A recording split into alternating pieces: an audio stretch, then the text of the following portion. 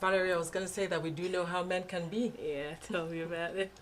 But let me ask this question, though. Do you think that women's rights are being enshrined in Ghana currently? Yes, very much so, because we have a lot of women's groups in Ghana that are working closely with the Ministry of Women and Children's Affairs, and their whole idea is to ensure that everywhere we find that there's, a lax, we're not at par with the men, that would be worked on. And actually, I know there's an affirmative action manifesto that they've proposed, and they're working with this ministry. This is the Ministry of Women and Children's Affairs, to ensure that it comes into play, because like at the Beijing, I think it was the Platform for Action at the Beijing conference, one of the things that was brought up was that at least there should be 30% representation of women in parliament, and very few countries have attained that. The whole idea is because we in Ghana, we have about 51% of Ghanaians are women, and we're central to the democracy of Ghana. So you can't expect that things would really move the way they should move if we're so underrepresented in parliament. So that is the move. And then there are people who have said that, well, why affirmative action?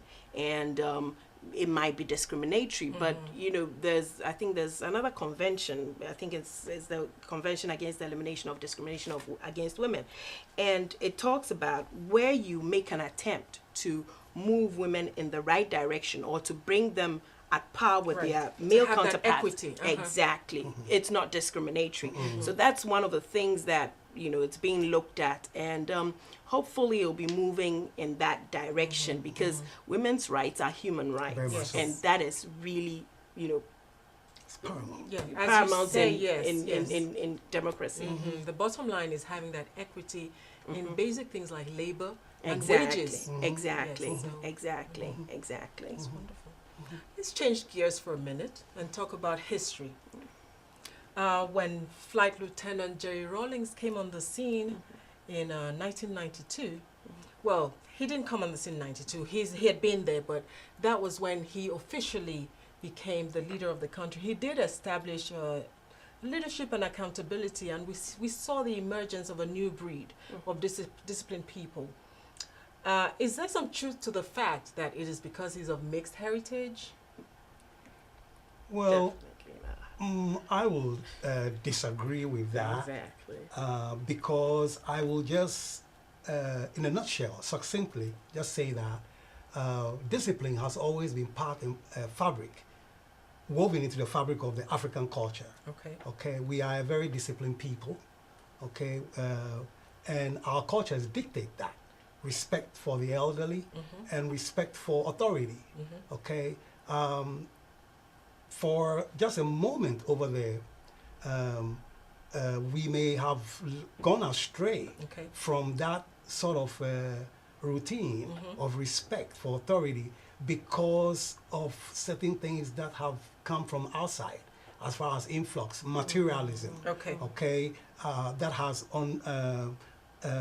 undermined the culture. Okay. Okay, but it has always been there. Respect has always been the paramount.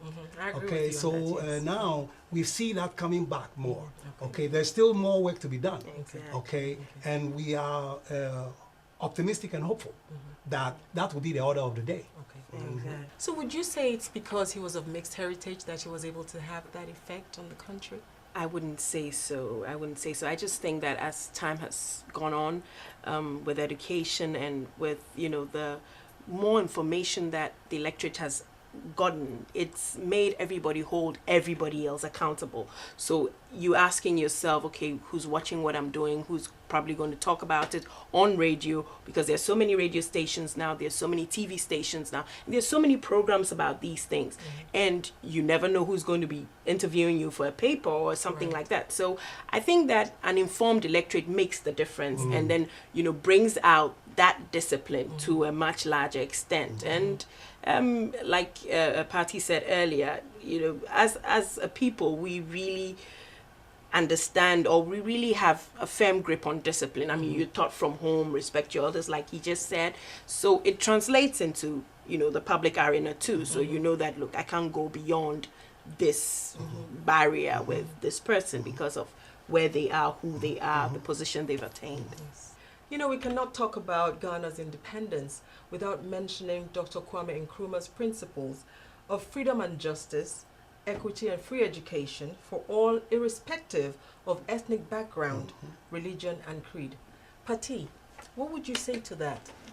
Well, during the eve of the independence speech, which he gave on the Polo Grounds, one point that he made clear was that the independence of Ghana is meaningless unless it is tied to the total liberation of Africa. It's true. We are holding that truth as paramount today as we operate. We cannot celebrate Ghana independence again without thinking of the rest of Africa, Right. because Ghana is not in a vacuum. And everything which is happening on the continent, issues in Mozambique with cesarean, women giving birth, Right. the Darfur situation, situations in Malawi, or any other place for that matter, up in Libya, Tunisia, and Egypt for that matter. It's all part and parcel of this independence that we are celebrating. Right. Exactly. Okay, so we have to bear that in mind. We couldn't have sat in Ghana or maybe in Nigeria or anywhere else and watch Rwanda go at it. It's painful for us. So we want to bring that into the forefront that we must do better. Right. Exactly. Okay, because we are a collective whole and not separate. Exactly. Because we do have shared values Yes, ma'am. of human rights, Yes, ma'am. political governance. Yes, ma'am. And these things do come into play from one country to the next. Yes, ma'am. Next, yes. Yes, That ma'am. is- It pretty much what Patty has said, and just goes to let us know that we are different people, but really one body, one continent, and the force of the continent is only effective if every other country is moving at par at the same Yes, rate, ma'am. pretty Right. much. So it's we can't just be exclusive and say that we got peace in Ghana. That's it. It spills over. That's right. So we're very careful sometimes with the things we say, and sometimes people tell us that it's important that you remember that you're African first. I'm Ghanaian. I'm not Malawian. I'm not South. The important thing is I'm African first. That's right. And we are all, I think it's just important that we should say, and it's amazing, as I'm talking to you, I'm looking at your logo, the Talk Time Yes. Africa, and you see the hands around Exactly. it. Yes. And that's the fingers around, that's the whole point. Yes. Really, that's how we make it forward, Yes, it together, is. It not is. divided. It is. And we will get there. As Patty said, there is light at the end of the Yes, tunnel. ma'am. Yes, there Yes, ma'am. is. Last week on the show, Jay and I were talking about an African proverb, and what it said is that what an old man sees sitting down, a child can never see it standing up. And I just want to mention that what Ghana has seen sitting down, a whole bunch of other countries cannot see it standing up. So I just wanted to wish Ghana again, and all Ghanaians in the motherland and in the diaspora, happy 54th independence anniversary. Well, thank you very Thank much. you so much. And thanks on the behalf of Africa, for that matter. Thank you. Thank you. Thank you.